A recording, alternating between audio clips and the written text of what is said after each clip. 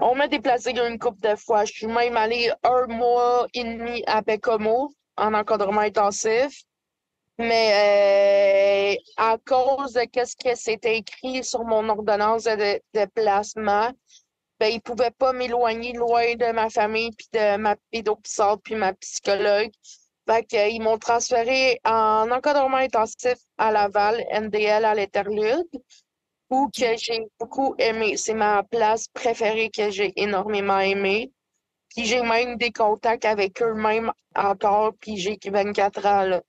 Puis j'ai fini mon placement là, à l'Interlude, moi, OK. jusqu'à mes 18 ans. Puis qu'est-ce qui a fait qu'on t'a transféré à Bécomo? C'est quoi les situations qui ont Parce, mené à cette prise de décision-là? parce qu'il avait pas il avait plus de place à Laval.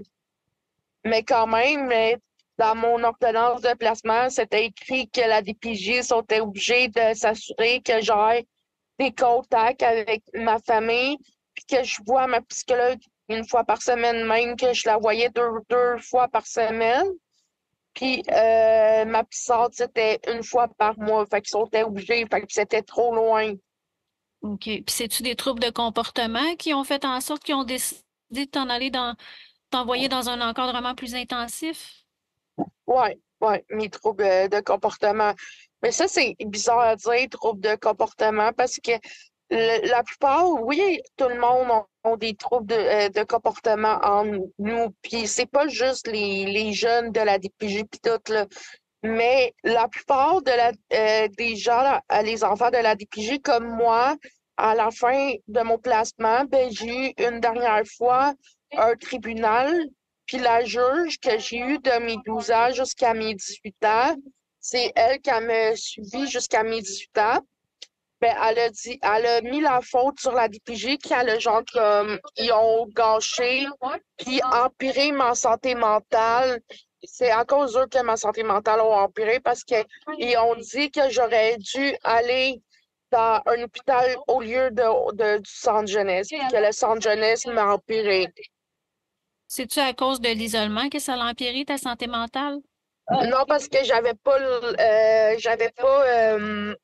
l'aide pour ma santé mentale parce que qu'est-ce que ma pédopsychiatre puis ma psychologue puis le juge ont dit, ben j'avais plus des problèmes de santé mentale que des problèmes de comportement.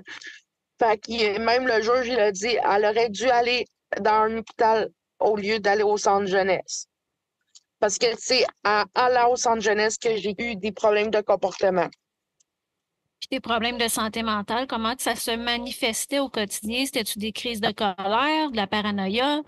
Comment est-ce que tu le vivais? C'est beaucoup complexe, hein. J'ai un trouble alimentaire. J'ai un trouble de l'usage d'amphétamine, puis mon intervenant du CRDL, il a dit que ça, c'est un problème de santé mentale, un trouble de l'usage d'amphétamine. Je savais même pas que ça existait. Mon TPL, c'est un problème de santé mentale aussi, fait que c'est bien complexe, hein. Puis depuis 2 mois environ, j'avais commencé à avaler des choses non comestibles à mes 12 ans. Puis depuis 2 mois, c'est officiellement confirmé que c'est un trouble du pica. Ça a plus commencé avec l'automatisation et tout. Le trouble du pica, j'ai commencé à avoir des symptômes que c'est écrit dans mon dossier à la clinique vers mes 13-14 ans.